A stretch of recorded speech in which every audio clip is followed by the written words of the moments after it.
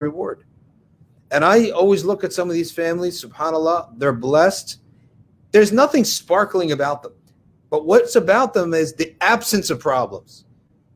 Drugs and alcohol, not there. Zina, children out of wedlock, not there. Are you taking that for granted? Don't take it for granted. These big things, don't take it for granted. Huge 6-figure debts. Debt in 6 figures. Sometimes 5 figures. Don't take it for granted if you're free from that. So it's shukr for that. Feeds our desire. But the key point is desire. And if none of that works, right, then very simply, Allah is infinite. What He has is infinite. And something I always do, I say, Allah, you're infinite. Amaze me. Make me amazed again about something, right? Make me in wonder and excitement with the deen.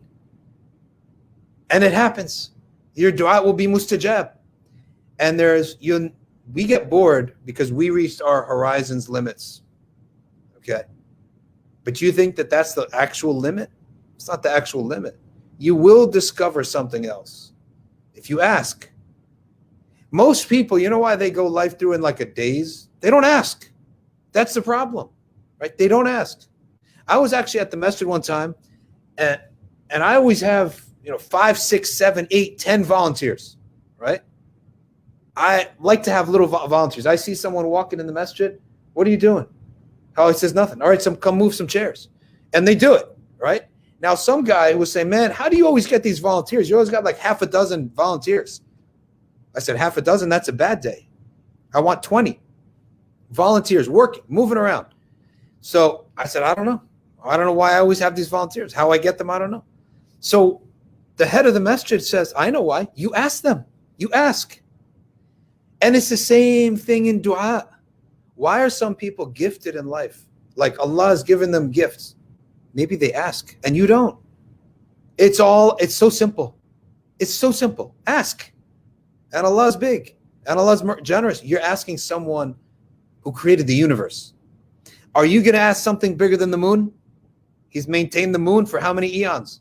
Are you going to ask something bigger than Mount McKinley or Mount Kilimanjaro or the Alps or the Appalachian Mountains?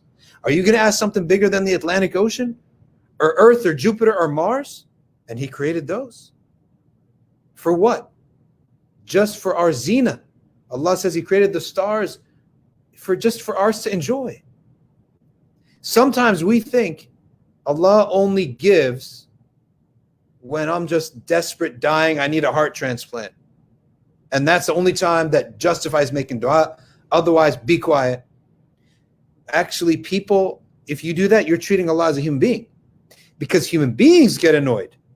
If you ask a human being once, He'll give you, if He's generous, twice. By the 3rd and 4th time, He gets sick of you. That's us, human beings. Allah's not a human. Allah's the opposite. If you stop asking, He becomes angry with you. Why?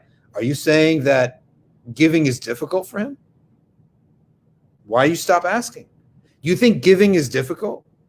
So when we open the door to the concept that Allah wants to give, you just haven't asked.